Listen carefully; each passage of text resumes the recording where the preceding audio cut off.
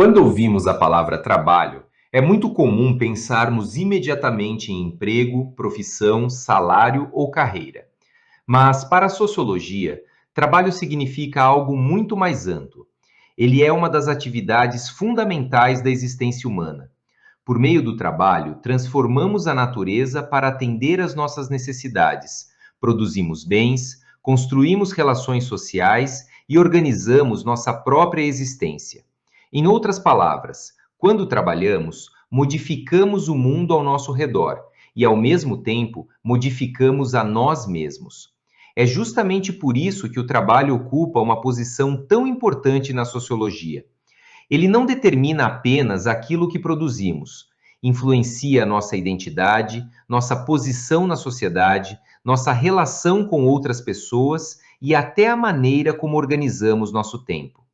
E aquilo que hoje reconhecemos como direito ao trabalho não surgiu naturalmente. Foi resultado de longas lutas históricas dos trabalhadores. Mas o trabalho nem sempre foi valorizado dessa maneira. Na sociedade greco-romana, o trabalho manual era frequentemente considerado uma atividade inferior. Entre os gregos, havia uma distinção entre o esforço realizado simplesmente para garantir a sobrevivência e as atividades consideradas mais elevadas, relacionadas à política e à vida pública. Platão, por exemplo, imaginava a sociedade organizada hierarquicamente. Em A República, associava os governantes à alma racional, os guerreiros à alma irascível e os trabalhadores à alma concupiscível, ligada aos desejos e às necessidades do corpo. Aristóteles também refletia uma sociedade na qual o trabalho manual era realizado principalmente por escravos e produtores, enquanto os cidadãos aristocráticos podiam dedicar-se ao ócio, à filosofia e à política. Portanto, muitos preconceitos relacionados ao trabalho possuem raízes históricas bastante antigas. Séculos depois, o filósofo alemão Georg Hegel apresentou uma reflexão importante por meio da chamada dialética do senhor e do escravo. O senhor possui liberdade, mas depende do trabalho do escravo para satisfazer suas necessidades. O escravo produz aquilo de que o senhor necessita, mas não possui liberdade. Existe, portanto, uma relação de interdependência. Um depende do outro. Essa ideia será importante posteriormente para Karl Marx, que analisará os conflitos entre as classes sociais dentro do capitalismo. Outra contribuição fundamental vem da filósofa Hannah Arendt. Em A Condição Humana, Arendt distingue três dimensões da atividade humana: labor, poiesis e praxis. O labor está relacionado à sobrevivência biológica. São as atividades necessárias à manutenção da vida. A poiesis corresponde à fabricação, a capacidade humana de produzir ferramentas, objetos e obras, transformando materialmente o ambiente. Já a praxis ocorre na relação com outras pessoas. É o campo da ação, da palavra, da política e da liberdade. Percebam então como uma única palavra, trabalho, pode envolver experiências humanas muito diferentes: sobreviver, produzir e agir coletivamente.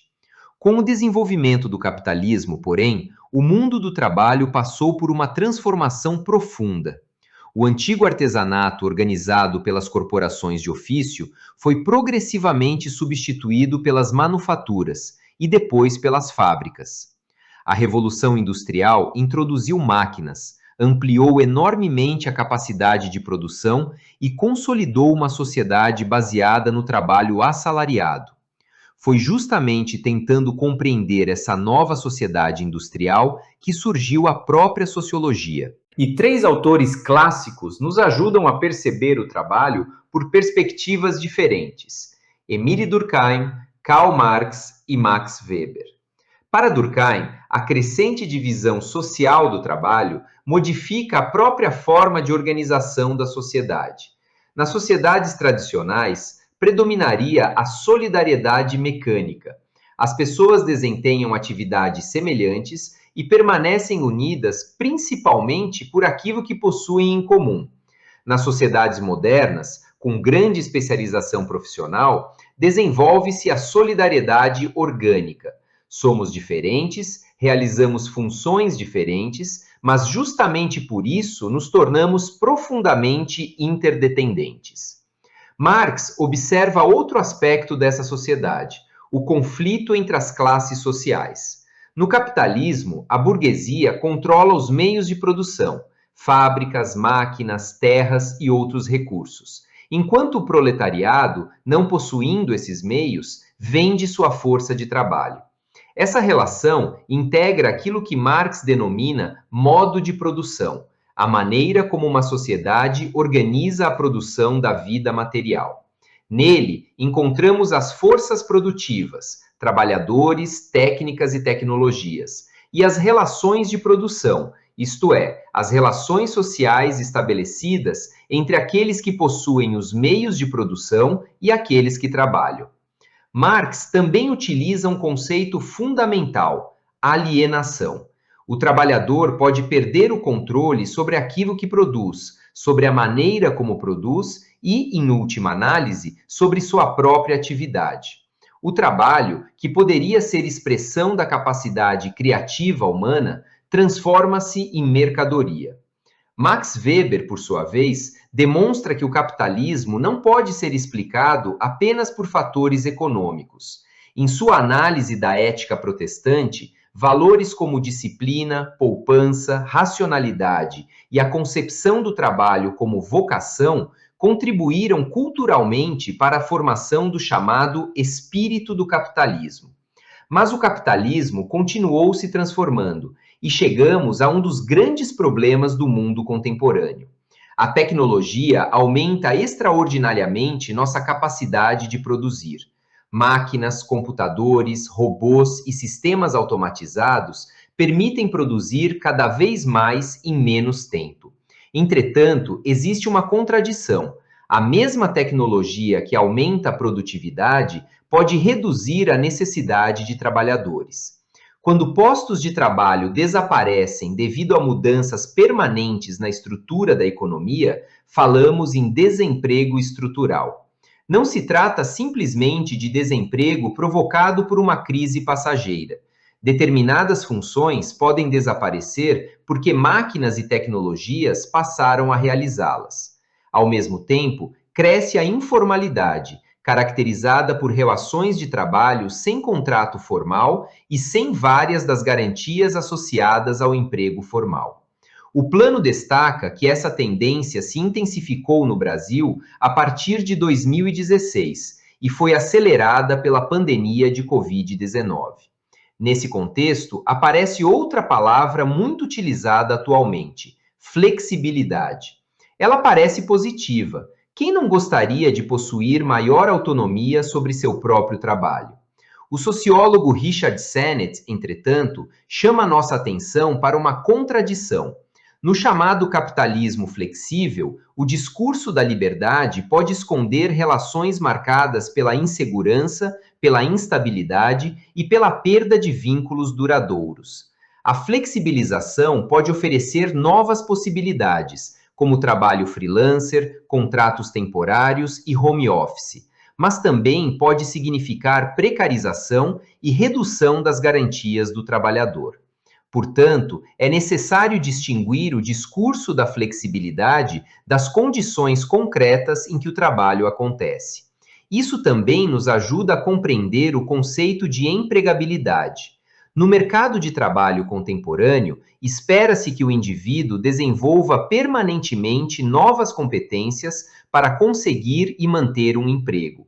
Existem as chamadas hard skills, que são habilidades técnicas, como dominar uma língua, um programa ou uma determinada tecnologia, e as soft skills, relacionadas à comunicação, criatividade, empatia, resiliência e capacidade de trabalhar em equipe. A qualificação é importante. O problema sociológico aparece quando toda a responsabilidade pelo desemprego é colocada sobre o indivíduo. Dizer simplesmente quem se qualificar conseguirá emprego pode esconder problemas estruturais da economia. Por isso, educação e qualificação profissional são fundamentais, mas políticas públicas e condições econômicas também fazem parte dessa discussão. E podemos compreender toda essa transformação acompanhando as 4 revoluções industriais. A primeira revolução industrial, iniciada na Inglaterra no século XVIII, introduziu a mecanização e a máquina a vapor. Formou-se o proletariado industrial e, diante das duras condições de trabalho, cresceram sindicatos e movimentos por direitos. Na segunda revolução industrial, entre o final do século XIX e o início do XX, eletricidade e petróleo ampliaram a produção. O Fordismo organizou fábricas em grandes linhas de montagem, produção em massa, tarefas fragmentadas, disciplina e controle. Na terceira revolução industrial, sobretudo na segunda metade do século XX, informática e automação transformaram novamente a produção. O toyotismo, com produção enxuta e just-in-time, ganhou espaço. Ao mesmo tempo, avançaram a flexibilização das relações trabalhistas e políticas neoliberais, enfraquecendo vínculos tradicionais e contribuindo para o aparecimento do chamado precariado, trabalhadores que vivem sob condições marcadas pela instabilidade e pela ausência de garantias. Chegamos finalmente à quarta revolução industrial, ou Indústria 4.0. Inteligência artificial, automação, computação em nuvem, robótica e smartphones estão reorganizando rapidamente o trabalho. Um dos exemplos mais visíveis é a uberização. Plataformas digitais conectam consumidores e trabalhadores, mas muitas dessas relações acontecem sem o vínculo tradicional de emprego. O controle não desapareceu. Em muitos casos, ele passou a ser realizado por sistemas digitais. Em vez de um chefe fisicamente presente, o algoritmo distribui tarefas, estabelece critérios e acompanha o desempenho do trabalhador. E aqui chegamos à questão fundamental desta aula. Durante milhares de anos, o trabalho mudou continuamente de significado. Passamos do trabalho manual desprezado pelas elites antigas ao artesanato, do artesanato à fábrica, da fábrica fordista à automação. E agora chegamos às plataformas digitais e à inteligência artificial. A tecnologia mudou, as profissões mudaram, as relações de trabalho mudaram. Mas uma pergunta permanece. Se o trabalho é uma atividade fundamental da existência humana e um direito, quem deve garantir que as transformações tecnológicas também representem progresso social? Essa responsabilidade pertence somente ao trabalhador, que precisa se adaptar continuamente? Pertence às empresas, aos sindicatos, à sociedade, ou também ao Estado por meio das políticas públicas e do direito do trabalho? Talvez essa seja uma das questões sociológicas mais importantes do nosso tempo, porque estudar o mundo do trabalho não significa apenas perguntar como vamos trabalhar no futuro. Significa perguntar também que sociedade estamos construindo por meio desse trabalho e que seres humanos estamos nos tornando nesse processo.